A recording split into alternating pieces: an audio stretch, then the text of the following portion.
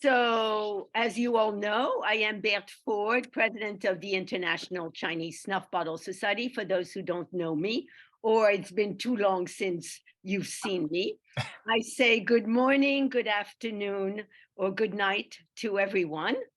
In this Chinese Lunar New Year of the Rabbit, may you all be blessed with good health, success, joy, and most of all, peace for us all. Before I turn the microphone over to Andrew Singer, today's speaker, let me make a few announcements. If you have not renewed your membership for this current year, 2022-23, please send your renewal check or credit card information to Julia, or ask her if you are up to date in payment. She will quickly respond and very efficiently. As you are also aware, the journal is now going to be offered electronically per my e-letter of November 2022.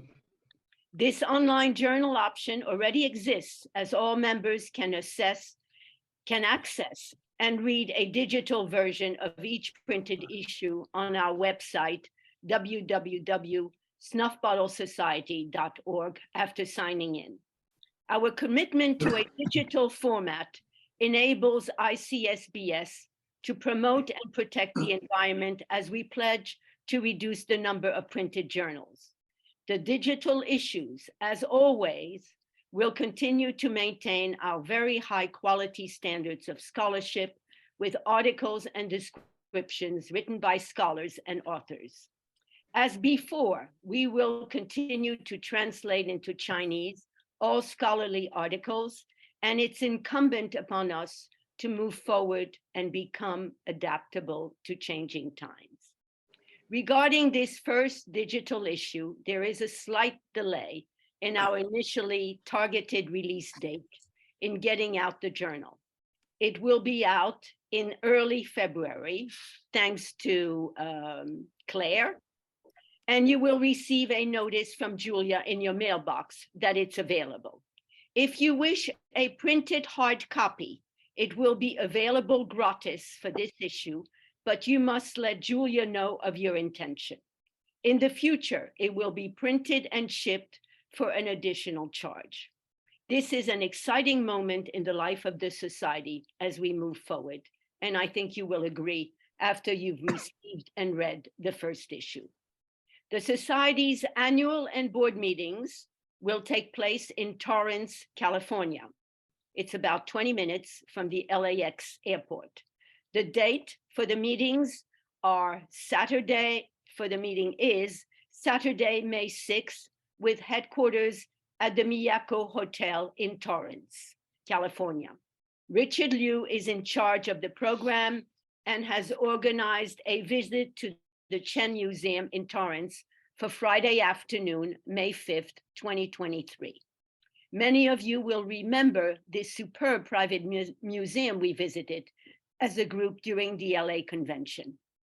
Another reminder, the Lisbon Convention program is now complete and very exciting. I hope you will all attend.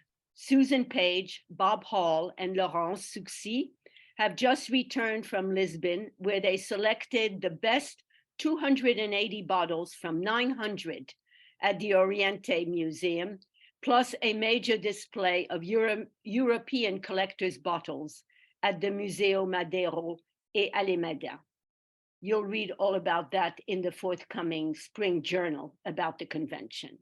So check for our website, www.snuffbottlesociety.org, for the up-to-date program and mark your calendars accordingly. Lisbon, Tuesday, October 10 through Saturday, October 14, 2023. Now, without further ado, let me introduce today's speaker, Andrew Singer. He is an attorney by profession, as well as a passionate author, speaker, traveler, history lover, as you'll find out, collector of books, and Chinese snuff bottle, who lives on Cape Cod in Massachusetts. More on his monthly newsletter, Writings and Adventures, can be found at www andrewsingerchina.com. Many of you heard him previously when he spoke on May 15, 2022, prior to the annual meeting. His title then was Cheng de Chen, Stories, Molded Porcelain, Snuff Bottles, and the Tales They Tell. Today's seminar is particularly interesting. It's entitled The Dragon Keeper, Heshen and Power Collecting in Late Qianlong-Era Qing China. Following the presentation, there will be a short question and answer period. During this seminar, you may write your questions in advance in the chat box, which Julia and Henrik will monitor. Andrew, please begin. Thank you so much, everyone, for joining us today. Thank you, Bert. Good morning, everyone. Happy Year of the Water Rabbit. Thank you. I'm going to share my screen. Okay. Can everyone see that? Yes, perfect. Excellent. Excellent. Well, I'm happy to be here this morning. As Bert said, going to be speaking about the Dragon Keeper, Heshen, and what I term power collecting in Qianlong-Era Qing China. Heshen himself was a real 18th century man who in many circles and in common folklore has taken on legendary status as a venal usurper who single-handedly created the conditions leading to the eventual fall of the noble Qing dynasty. Yet in other circles, it is argued that at least until the last few years of the Qianlong Emperor's life, Heshen played a key role in stabilizing and promoting Qing rule at the behest of his boss. As with many such historical debates, a single provable answer is unknowable, but would probably lie somewhere in the middle of these two extremes. Was Heshen corrupt? Absolutely. Could he be despotic? Indeed. Did he eventually become the de facto leader of China at the end of the Qianlong Emperor's life? It seems so. When the Dutch embassy mission visited Beijing in 1795, its leaders noted that they heard that Heshen was called both the Little Emperor and the Second Emperor. Though a deep dive into Qing politics, governance, imperial structure, and societies beyond the scope of this lecture, which will focus on who Heshen was, what happened to him, and most importantly, his penchant for collecting, I believe that Heshen was not a unique monster, but rather the unrivaled, consummate player and manipulator of the system in which he operated. So, what do we know about Heshen the man? He was born into a Manchu bannerman family in the middle of the 18th century. He was appointed to be an imperial bodyguard, third class, in 1772. 3 years later, when he was assigned as a palace gate guard, he caught the Qianlong Emperor's eye. Heshen was 25 at the time. The Qianlong Emperor was in his mid-60s. Their connection was rapid and, as it turned out, ironclad. In lightning succession, Heshen attained in less than a decade, and in many cases in less than 1 year, levels of power, authority, and access that could only be dreamed of. He became, not in order and certainly not complete by a long shot, the Vice Minister of Revenue, Grand Counselor, Prime Minister, Chief Minister of the Imperial Household Department, Commandant of the Peking Gendarmerie, Superintendent of Customs, a President of the Board of the Civil Office, a President of the Board of Punishments, a Director General of Compilation of the Imperial Library, as well as a Grand Secretary, a first-class baron, a third-class earl, and a duke. In addition to cultivating, leading, protecting a wide network of loyalists and Confederates, Heshen also cemented his position by arranging the melding of families when his young son was betrothed to the Qianlong Emperor's favorite daughter, the 10th Princess He Xiao. Heshen was also an in-law on the move. There are many adjectives that have been used to describe Heshen. He was handsome, intelligent, cunning, controlling, and corrupt. He was affable, self-possessed, and exceedingly clever with his tongue. He was able and obsessed by greed for wealth and power. He was also forceful, keenly curious, and tactful.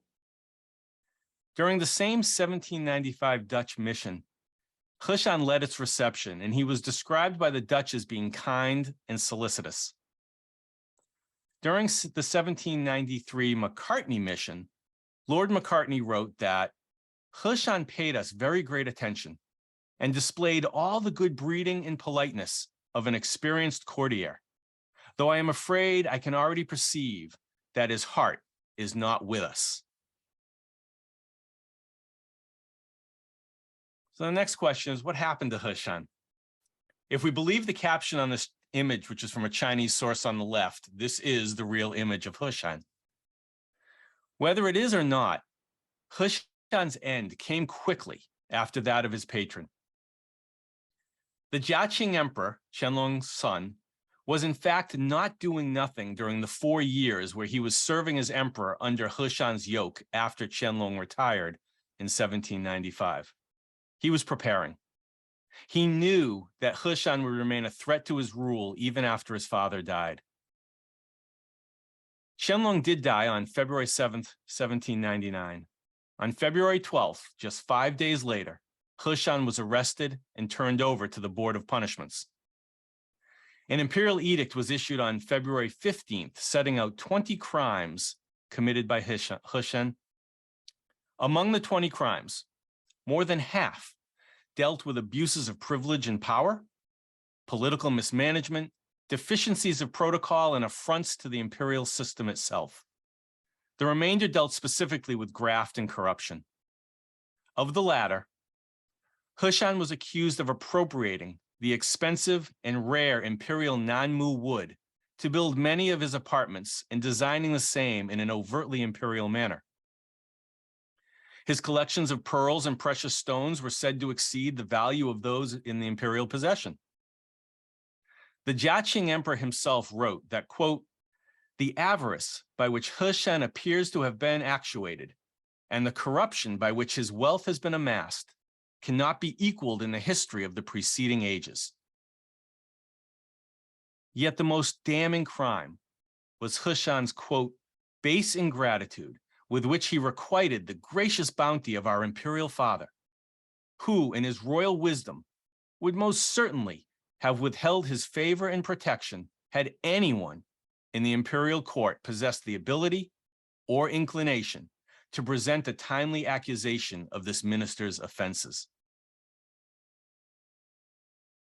Though condemned to death by slow slicing, Qing decreed that out of respect for the honor and dignity of the imperial institution, Heshen would be allowed to die by suicide, to be his own executioner, in Qing's words, with a rope of either gold and silk, or it might have been a white or red silk scarf.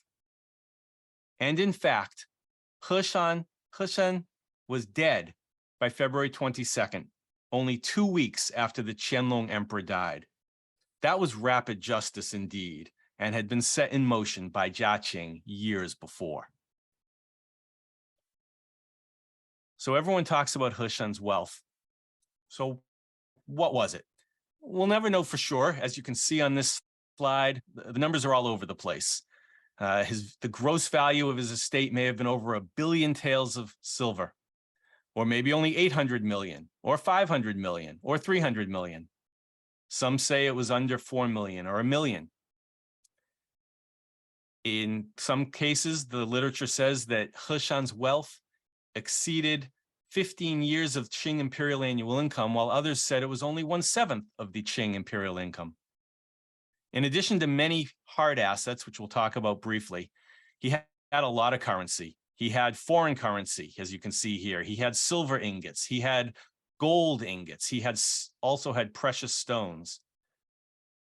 11 days after those 20 charges were announced, and after Heshen was already dead, the Imperial Household Department produced an official report into its investigation of Heshen's wealth. This report came to the conclusion that Heshen's property equaled 2.8 million taels of silver. By May, more assets were discovered, though, further increasing the supposed total. questions about hidden assets and serious undercounting and overcounting persisted and will always persist. The only thing we know for sure and absolute is that Heshen was a wealthy man, as likely were many of his family and his closest confidants.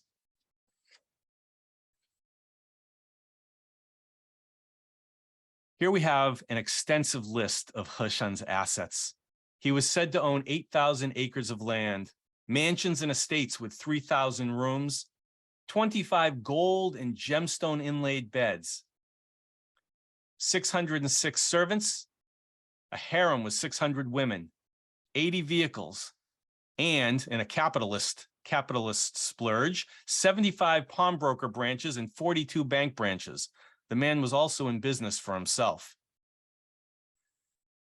He also was said to have 550 fox hides, 800 raccoon dog hides, 56,000 sheep and cattle hides, 20,000 sheets of sheep fur wool, over 14,000 bolts of fine silk, and 7,000 sets of clothing. One additional claim that I found particularly interesting, if not maybe a little ironic, was that Heshen, quote, made no small part of his infamous fortune from opium traffic. After his downfall, Heshen's properties and assets were confiscated by soldiers and the court, and parts of his art and cash collections were recovered from hiding places. Some assets were scattered among court favorites. Many assets were sold at public auction. I'd like to take a look now at Heshen's primary mansion. It was a gift from the Qianlong Emperor in 1776. It's now known as the Prince Gong Mansion Museum, and it is north of Beihai Lake and the Forbidden City, right in the center of Beijing. This mansion is like a combination of a mini imperial city and a mini summer palace.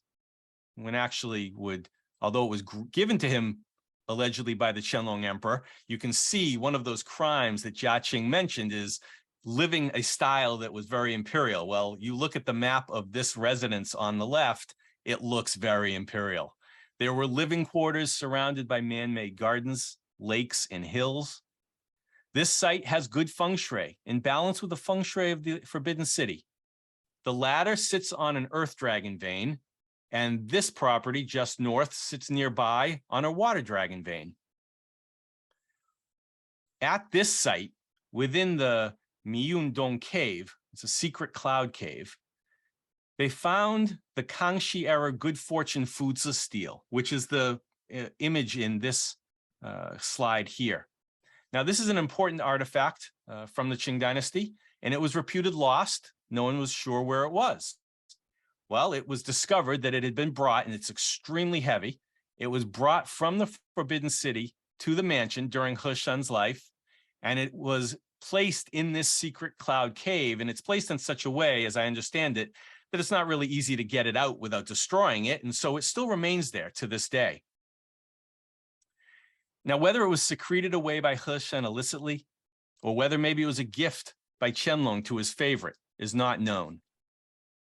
Ultimately, this site, Heshen's mansion, was the home of the Shenfeng Emperor's brother in the later Qing dynasty in the later 19th century. It underwent a $30 million renovation before the 2008 Olympics in Beijing, and it is the largest and best preserved of the Qing mansions. Oh, I'd like to see that. I'd like to visit as well. That might be someplace we can go if the next time there's a convention in Beijing. Now turning to Heshen's art. These images that are on this slide are images that I selected. They are not specifically known to be Heshen's, but they are representative of much of the art that he received. And he received art as bribes for access and favors. He acquired a massive art collection by the end, of which we're going to see that snuff bottles were really only a small part. When you look at this list, Heshen is said to have over 360,000 bronze and tin vases and vessels, 100,000 famous master porcelain vessels, 400 European clocks, as well as 1,600 ruyi inset with jade and another 120 ruyi that was solid jade. He also was said to have 1,200 jade charms, 230 pearl bracelets, and 60 large pearls, crystals, and sapphires. I do not think that collecting in what is for most of us on this lecture, our modern sense of the word, was what drove Heshen. Rather, art objects were tangible symbols of his raw power. They were validation of his position. The specific objects were not as important in and of themselves, except for quantity, rarity, and value. I also, because of this, I have trouble envisioning Heshen enjoying his snuff bottles and all of this other art the way we do. I don't see him holding them, gazing upon them, and studying them, nor displaying them and treasuring them with a sense of wonder and appreciation of their intrinsic beauty, meaning, or history. For Heshen, art was currency, I believe, and it was nothing more. So what type of snuff bottles did Heshen collect? As I noted, the number, and you can see here, Heshen was reputed to have anywhere from 1,400 to about 2,400 snuff bottles. Now, that is a lot. It's a lot for most any of us on this call. However, when you remember the art that we saw in this last slide, 2,400 snuff bottles pale in connection with all of the art that Heshen was said to have. There is no record of Heshen's actual snuff bottles, nor what became of them. The only references we have are to the types he enjoyed collecting. Of those, glass, porcelain, and inside painted were apparently not among his interests. Hard stones and semi-precious stones were the main subjects. As listed here, he is said to have had more than 800 white jade bottles, 300 Bishi stone bottles, 100 agate, 100 exhumed Han Dynasty jade, 300 tourmaline, and others of beryl, aquamarine, and amber. Now, in lieu of being able to review Heshen collection bottles, I'm going to show you slides of 30 snuff bottles, and they're from each of these categories that are on this slide. They are mostly 18th century, although they have wide date ranges. I like to imagine and ask you to imagine that some of these wonderful examples might have been in Heshen's collection, that he might have actually held them, if not briefly. Looking at the list here, I had two questions. I did not know what Bishi stone really was, and I don't still. However, I have included a couple of Bishi form jade bottles because I find them so interesting. As far as exhumed Han Dynasty jade, when I asked Hugh Moss by email what they were, I actually heard him guffaw from Hong Kong in his response email when he wrote, quote, "I haven't heard the term Han jade used in 30 years, ! Further research yielded names of Han School, Tomb Jade, and Yellow Steamed Chestnut, and I'm sure there were others. The contemporary designation, as I'm sure you all know, is Master of the Rocks School Jades. Also, in the bottles I'm about to show you, wherever was noted in the research, I will say how the bottle's hollowing is described, because I get a kick out of all the differences in nuance and how that hollowing has been described. So the first category of bottles I want to look at that Heshen might have collected are Master of the Rock School Jade. The bottle on the left is from the Lotus Pond collection, and it's dated 1780 to 1850. It is very well hollowed. Celadon green tone with russet and dark brown skin.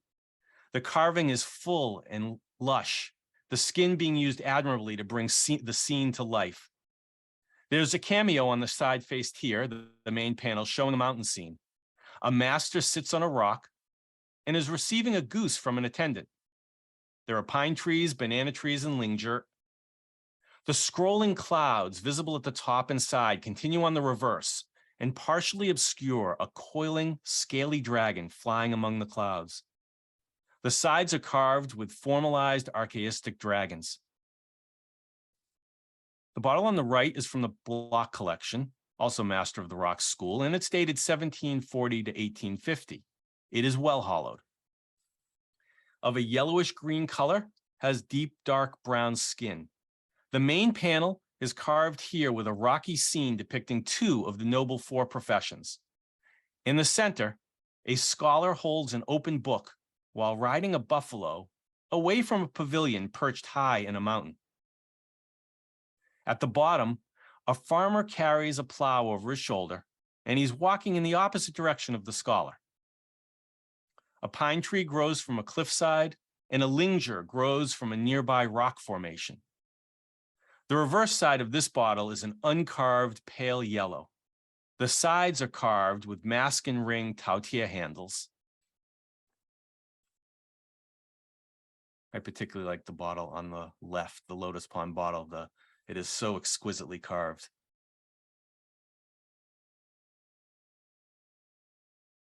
This next bottle is from the Lum collection. It is also Master of the Rock School, dated 1750 to 1850. It is well hollowed, of a greenish yellowish pebble with variegated brown skin on the main face. It's carved with varied relief of the Taoist Heshen immortals, sitting on a large lotus leaf at the bottom of the panel, which is the image on the right. These immortals symbolize harmony and union and a wish for a happy marriage. From an open box between these immortals rises a cloud of vapor, leading to two additional immortals near the top, one holding a string of cash and the other a vase. Rising vapor from the vase releases 5 bats into the thick clouds. The reverse side on the left image is plain. There's a tourmaline stopper with a gilt silver collar on this bottle.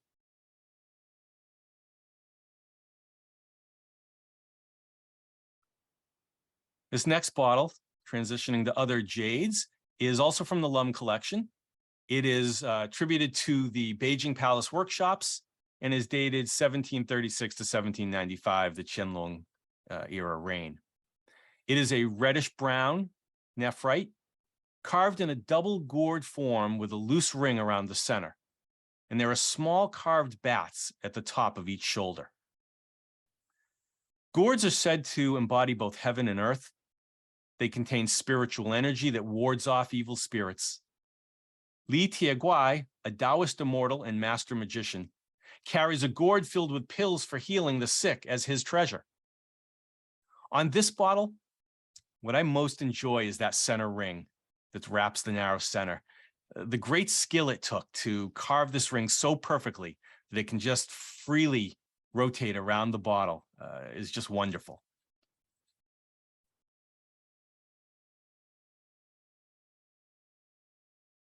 The next 2 bottles are the Bishi form bottles that I had mentioned. This bottle is from the Block collection, and it's dated 1730 to 1850. White nephrite, and it's extremely well hollowed. Carved in the form of the Bishi, which is a mythological beast with the head of a dragon, the tail of a qilin, paws of a Buddhist lion, and the body of a tortoise. The tortoise carapace on this slender bottle is designed with a formalized hexagonal pattern surrounded by a band of continuous leiwen. This example has rather thin legs and large feet. There is a simple button tourmaline stopper with no collar. The tortoise's body represents the Chinese cosmos, with the rounded shell as the vault of heaven and the underside as the flat earth. The tortoise is heroic, immortal, and steadfast. Bishi-shaped stones, frequently gigantic, have been used as the basis for stelae and funereal tablets in China since the late Han Dynasty.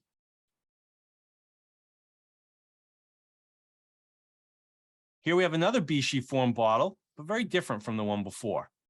This is from the Silver collection.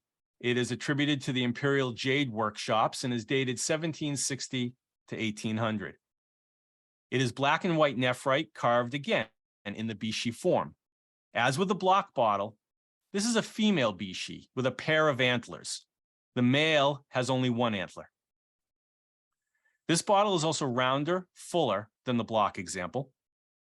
The black side is the cosmic heaven, and the creamy white side represents the flat earth. The stopper is coral with a pearl finial and a thin metal collar. This bottle descended through the collections of Y.F. Yang Patty Miller, Dennis Boyer, and Robert Kleiner. I'm sure many of you have seen this particular bottle before.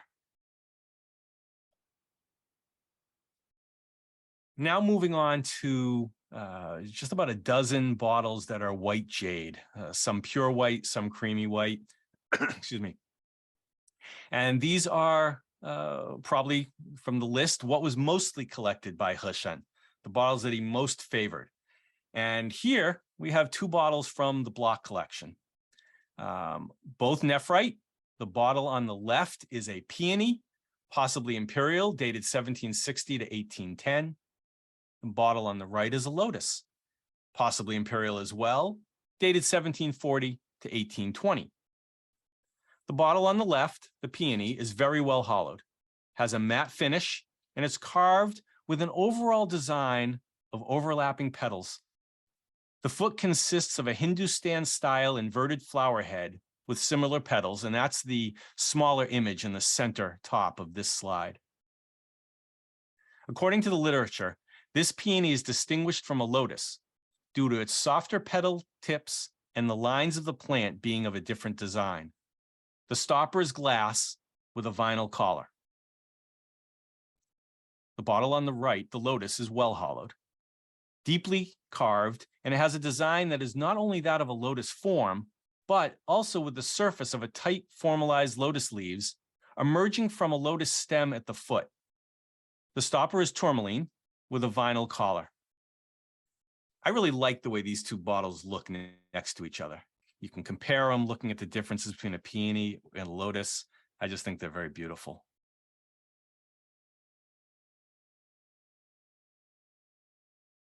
This next nephrite bottle, White Jade, is also from the block collection, attributed to the Suzhou school, dated 1720 to 1780. It is very well hollowed. It's carved in low relief with simple incised lines on a flat finished ground. This is a sublimely decorated bottle with a lot going on. It's not the easiest bottle to see on a slide, but I tried to give a couple blow-ups for that. There is a continuous landscape scene with two bats flying above a fruiting peach tree, another tree with both Buddha's hand citrons and pomegranates growing from it, and an utong. And there is a linger and some small foliage growing from a rocky ground. Wispy clouds float above. The stopper is tourmaline with a jadeite collar.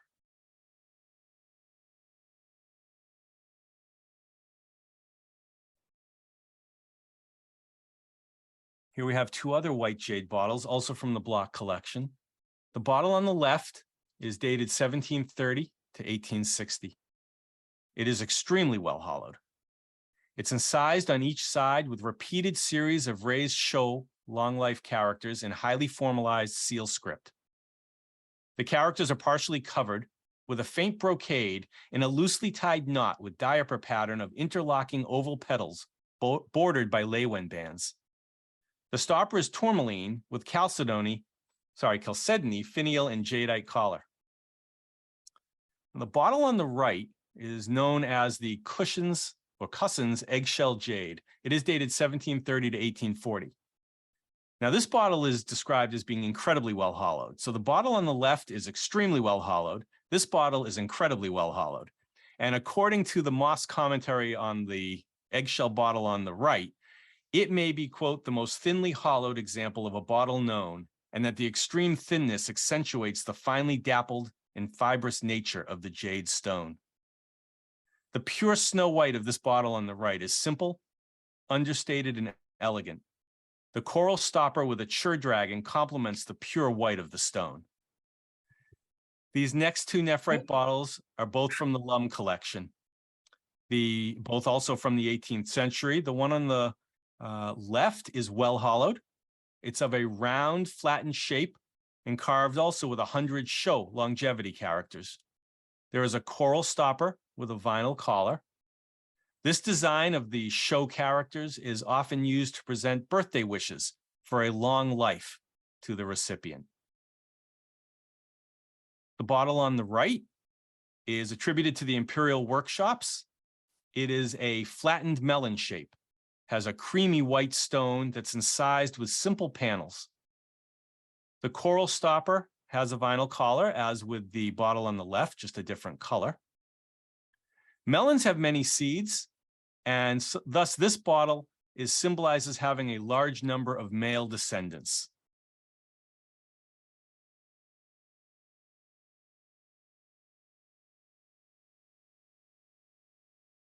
This next slide, the center and left image is a bottle from the Lum collection again. Nephrite, Mughal jade, pre-1757. It is slender, with a tapered pebble carved with facing dragons on each side. Mughal jade was from the far west, far north, it's north of modern India and Pakistan. Jades from this region were treasured by the Qianlong Emperor for their smooth luster and their high quality workmanship. When the raw stone became available, particularly after 1757, after the West was conquered, this bottle, Qianlong had it carved in a Mughal style, but this is an earlier bottle from a stone that he was able to get pre that conquest. Now this bottle, the one in the center with the facing dragons, was offered into the Lum collection by a retired Muslim dealer in Hong Kong. He was originally from North China and of an old guard clan of Muslim families in Beijing. This bottle was from his personal collection and had been passed down his family line until the sale into the Lum collection. The bottle on the right is from the Crane collection. It's Imperial Palace Workshops Beijing attribution, dated 1750 to 1800. It is well hollowed, carved with low relief, fine basket weave design, including up on the sloping shoulders. The neck and the foot have been left smooth on this bottle. As with all of these bottles, the patience and skill necessary to create such intricate designs is incredible. I particularly like basket weave bottles, and I think this is just a beautiful example of one.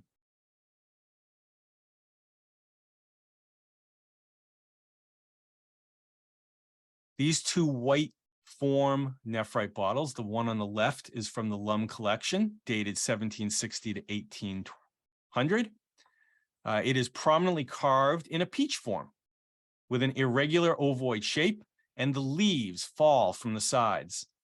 Two smaller peaches grow from a gnarly bough with a flower blossom, and a large bug is perched on the skin, and you can see it on the lower left of this image. He's crawling up the side of the peach there.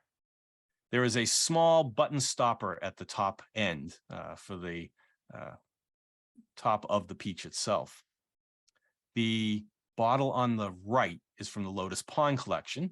It is dated 1750 to 1820. It is very well hollowed. It's in the form of a ripened, plump double gourd with a further design of carved, low-relief double gourds and leafy scrolling vines around the shaped bottle.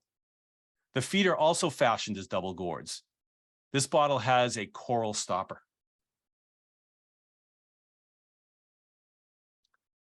So this is the end of the jade, the white jade bottles that were said to be favored by Heshen. Going to now move to agate, the next style of bottles that Heshen is said to collect.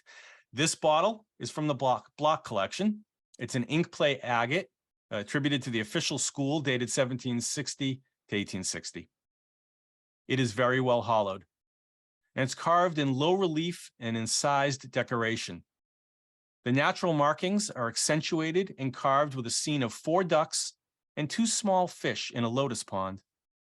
There are formalized waves, lotus stems, a large leaf, a seed pod, and a flower. Mask and ring handles are on each side.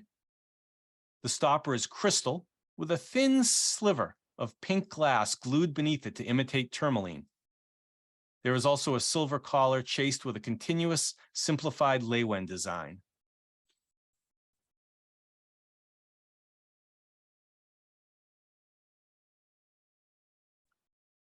These 2 agate bottles are from the Lotus Pond collection. The bottle on the left is attributed to the official school and is dated 1780 to 1850. It is noted as being superbly hollowed. It's a bulbous rounded form, pale brown tone with a prominent dappled honey brown inclusion. That inclusion has been finely carved with a Manchu bannerman astride a galloping mount. There's a banner flying over one of his shoulders as he charges into battle. It's a very lifelike horse and bannerman. Just gives you that sense of motion as he is galloping across the steppe. The bottle on the right now is also in the agate family, dated 1750 to 1860. It is superbly hollowed. So both of these bottles are noted as being superbly hollowed. The one on the right is flattened square form with rounded shoulders. It is a pale gray tone with honey brown and dark brown inclusions. The dark brown inclusion here has been lightly carved and polished to show a bearded figure in a flowing robe carrying a long staff. A bat swoops in the air behind him. Otherwise, this bottle has been perfectly simple as just a clear, undesigned bottle, uncarved bottle.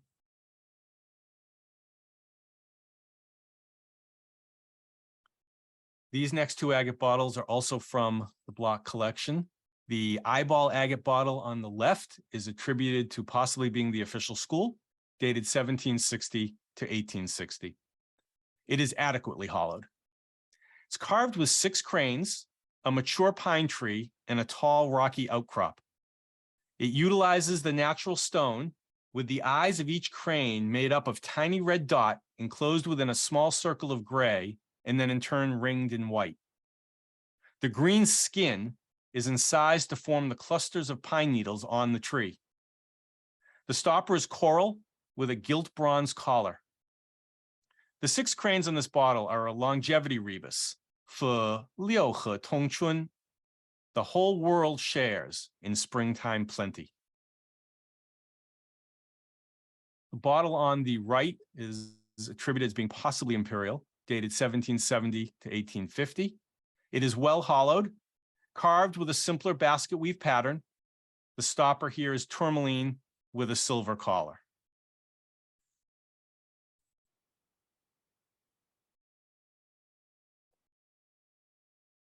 Now I'm going to move into the semi-precious stones that were said to be collected by Heshen. And again, I ask you to consider if any of these bottles can imagine Heshen actually seeing them, if not immediately putting them away, but being the type of bottles that he would have enjoyed collecting into his power collecting. The bottle on the left here is from the Block collection. It is tourmaline, dated 1760 to 1830, and it is probably imperial. It is well hollowed. It's carved on this main side with a squirrel on a fruiting grapevine. There is a flying bat holding a tasseled cord in its mouth on each narrow side. This bottle is the rebus Songshu Putao, squirrels and grapes, meaning a wish for ceaseless generations of sons and grandsons, because squirrels are known for reproductive power and grapes grow in large bunches. While this type of stone may have come from the Southwest, Yunnan, Burma, and Sri Lanka, it could also have come from the far west after the Qing conquest in the late 18th century. The name tourmaline is actually derived from a Sri Lankan word, termatai. Tourmaline's stopper on this bottle has a silver collar. The bottle on the right is from the Marikovic collection, also tourmaline, dated 1740 to 1840, and it is attributed as being imperial, probably palace workshops. This bottle is carved with a continuous archaic design of quay dragon bands beneath formalized interlocking linger. The top and bottom are bordered with bands of formalized lotus petals, and the neck is carved with a formalized linger as well. There is a pink tourmaline stopper that I think blends perfectly with the green tourmaline of the bottle itself.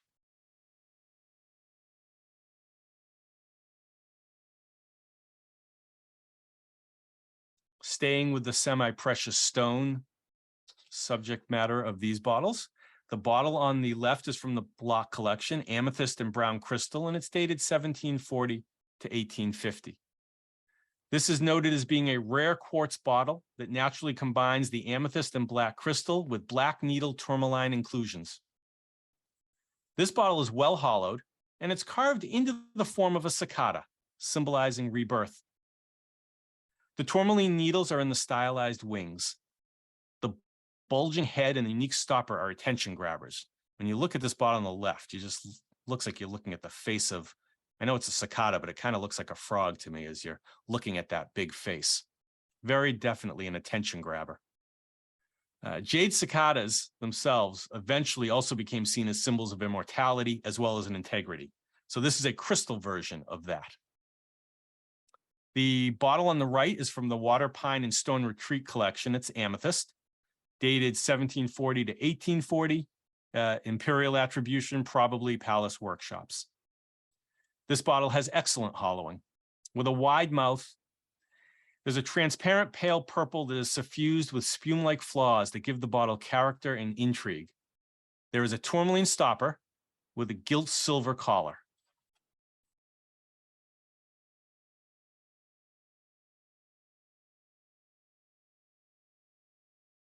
These two bottles also in the semi-precious category. The bottle on the left is Aquamarine from the Crane collection, dated 1750 to 1800. This is a tall and slender dragon and phoenix bottle. The low relief carving shows on this side a dragon exhaling auspicious vapor as it rises from the clouds. The reverse side depicts a phoenix landing on a massive rock surrounded by flowering peonies. The bottle on the right is from the Block collection, Green Beryl, dated 1760 to 1840, and the attribution is probably imperial. This is a well, but not extensively hollowed bottle on a stone from the far west. Again, it came under Qing control in the mid-late 18th century.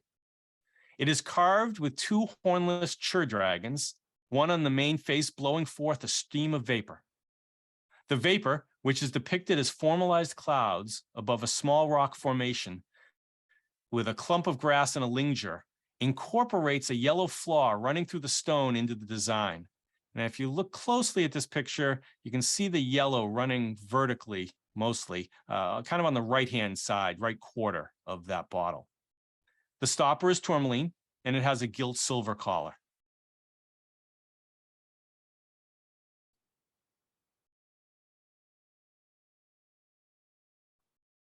Going to come to the last two of the bottles, both in the amber family, which is also said to be a Heshen favorite. This bottle is from the Block collection. It is root amber, dated 1760 to 1880. This bottle is a rich and variegated combination of golden brown, yellow ochre, brown, blackish brown, opaque, and also transparent portions. It is deeply carved with a detailed garden scene of rocks, a pine tree, and flowering peonies. On the right, a bearded Wang Shijie reaches down towards two geese who are feeding from a shallow bowl on a rocky outcrop. On the left, Liu Hai uses a long string of cash to try and entice his three-legged toad to come out of the turbulent waters, while a maiden immortal stands watching to the side. The stopper on this bottle is tourmaline with a gilt silver collar.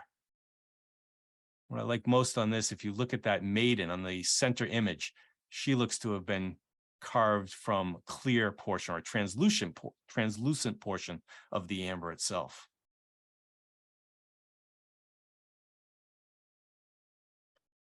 The last bottle is also from the Block collection, Baltic amber, and it's dated 1740 to 1840. It is a golden yellow color with a surface chrysal, rounded rectangular form with flattened main sides.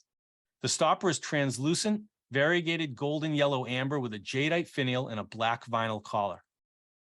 The commentary on this bottle states that, quote, with its brilliance of color and fascinating internal pattern, resembling falling water or smoke rising from an incense burner, its appeal was complete without further embellishment. I have a simpler description for this bottle. It's exquisite.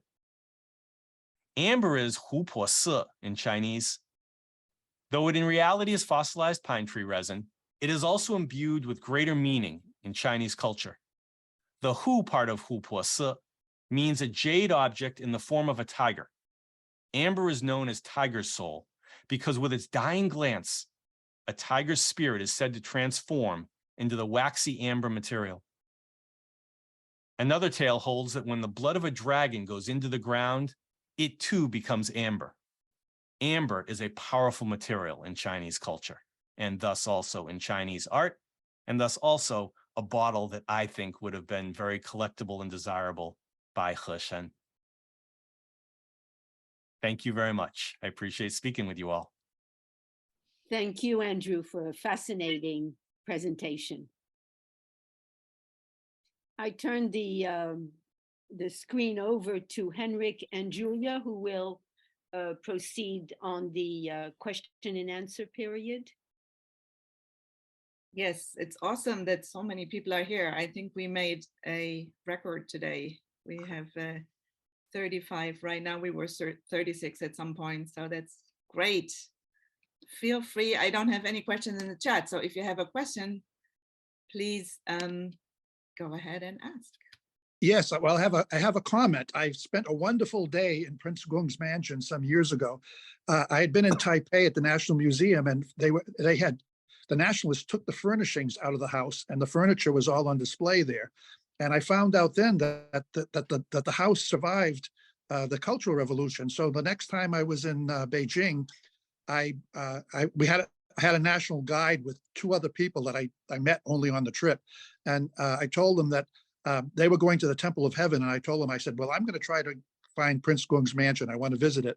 And the guide didn't know anything about it, but the other two people also said, well, we've also been to the Temple of Heaven before, so we'd like to go with you.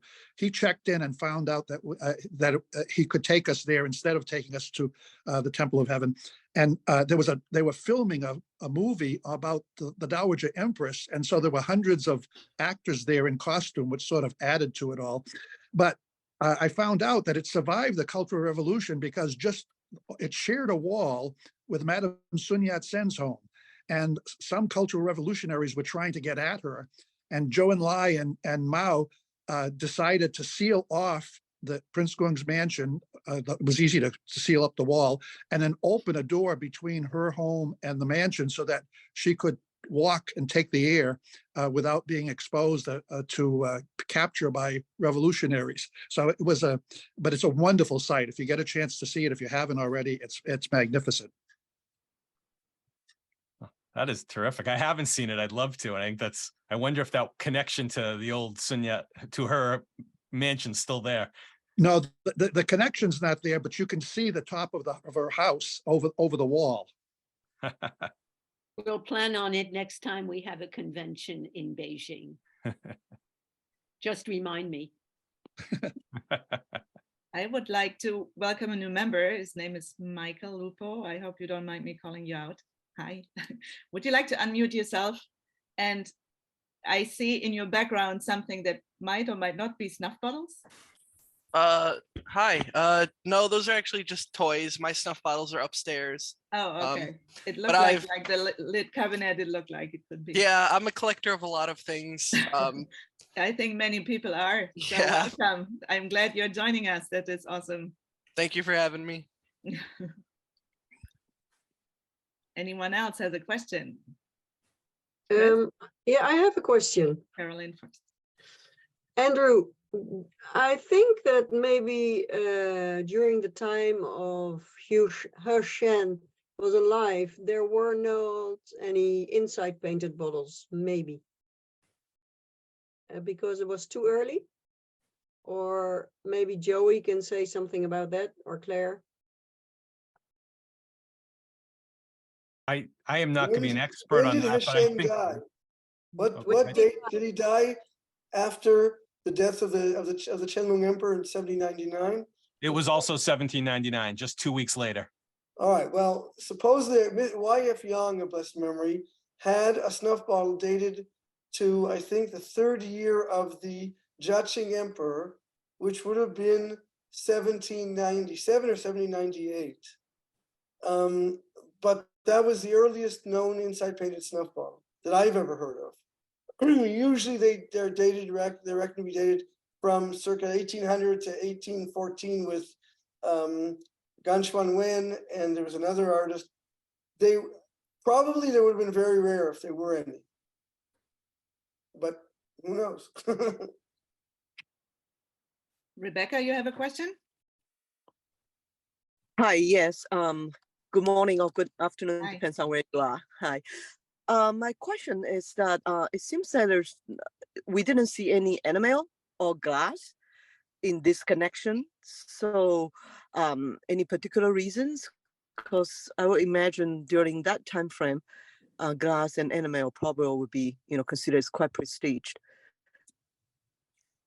In my research, it was said that he collected the types of bottles that we discussed, and that glass and enamel were bottles that, or porcelain for that matter, were not bottles that he was known to have collected. We don't know for sure, but based on everything I had seen, and others may know as more, those other types of bottles, non-hard stone or non-precious metals or precious stones, were just not something that held his fancy.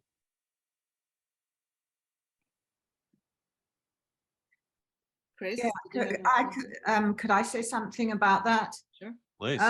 I think that it might be possibly a couple of things. One is that if he was, and this is just my supposition, but if he was collecting, if he started collecting enamels with imperial marks on the bottom, that those might be slightly more obvious to accumulate when he shouldn't be than a jade bottle which was unmarked. And my other comment about that might be that because glass and enamel were more of the innovative materials that were being used in the palace at that time, that he seemed to be collecting more traditional Chinese art in general. Yeah, thank you. That's probably, because of enamel, it's more towards the emperor and very, very high ranking. And that shows that he actually reached out too far, probably, in the overall ranking system. I would think so. I would think so. Yeah, thank you. Interesting. Yeah, another thing that I wanted to mention is, which is not really a question, but an observation that we talk about bottles being imperial, but there's different levels of imperialness. So, if a bottle is owned by a member of the royal family, of the emperors and the princes, is that bottle more imperial than a bottle made in the imperial workshops that Heshen owned, for example? And we tend to sort of, unless something has a high imperial, like a Yuyong mark on, we tend to put anything made in the palace as imperial, but I've always felt there's like different levels of imperialness. And I think you're absolutely right. If you study the Chinese emperor made porcelains, actually there's a very clear structure of those are made for emperor, and actually for cases they are made specifically for weddings or 80 years old, celebrations, and they are also made for emperor family, but for one lower level of courtesy, or even used by the other servants, they still call it that emperor made, because that's made for the overall emperor. So well likely maybe the snuff bottles will have the similar structure, but probably we haven't kind of do a detailed breakdown of what are those actually are handheld by Qianlong or someone else. And some of that actually for gift, or like more like showing I appreciate work, and that's probably not as high as like Qianlong holding in hand, right? There's also another thing, that everything surrounding the emperor had to have a certain level of ritual purity. So, for example, even a eunuch working in the court, in the imperial palace, imperial city, had to have ritually pure objects, which again would have had some sort of imperial palace workshop or some sort of purity level. So, for example, I have an ivory bottle that's a plain ivory, it's very small, and the vein is smack in the middle of the bottle, because the exterior ivory would have not been as pure as the central piece of ivory. And in Judaism, we still have ritual purity laws, and they're very important to those who are Orthodox or traditional. So we still have that concept. Most cultures today do not discuss ritual purity, but the Chinese it was very important to the Chinese because the emperor was the son of heaven and was basically had to be surrounded by ritually pure objects and ritually pure space. So it's, again, you're correct that there would have been levels, like the difference between something belonging to the Qianlong emperor as opposed to something belonging to an imperial prince, as opposed to something belonging to a eunuch serving in the imperial court, but they all would have been the same ritual purity, or pretty much, and would have had some sort of imperial provenance.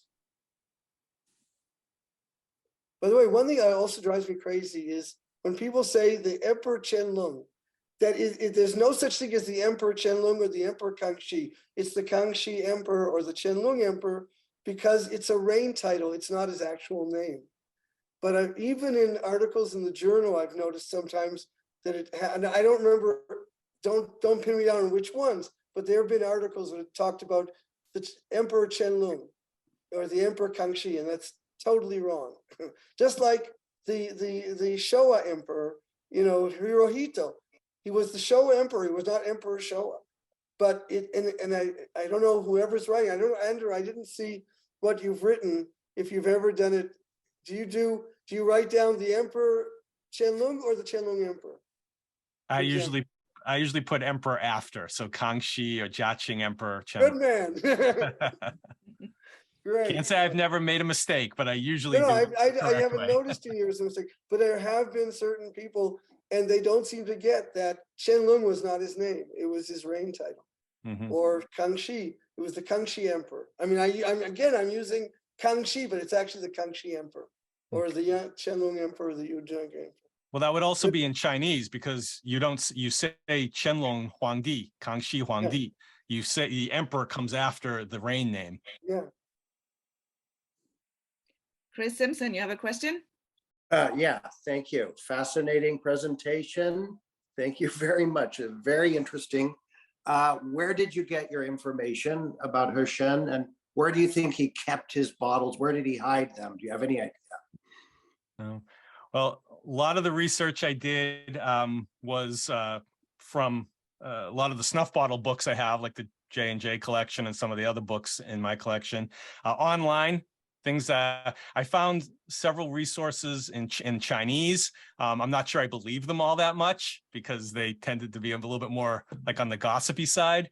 But there was different research there and talking to people. As far as where his bottles might have been, I read someplace that someone said that he had buried them in the courtyards of some of his mansions that were outside of the Imperial Palace. I didn't say that because I really didn't find a lot about that, but that was one thing I had read. Where else they might have been buried. Another comment might have been that he might have had others holding them, like, whether they were relatives or confidants or, people in his group that might have had some of his bottles. Because apparently in one of the stories, when the Imperial Household Department was making that investigation after he died, they interviewed 4 of the servants in one of his houses, trying to find out from them where things were hidden. And at least from that particular article, I don't think they necessarily got a great answer from them. Okay. So sad. Interesting. Anyone else? Sounds like if we go back to Prince Gung's mansion, we should all bring shovels. Right. Just imagine you dig somewhere and you find those. Beware of the authorities. There might be a few security cameras around. On that note, I want to thank Andrew for a fascinating presentation. It really was outstanding, and it'll be available as a recording for anyone who wishes to review and to absorb once again the presentation. And please note once again that the annual meeting is coming up on May the 6th in Torrance, California. And then, of course, the journal online will be available shortly, correct, Claire? And we would all like to have your feedback. after you receive either the printed or the review the online version. I think it would be a wonderful,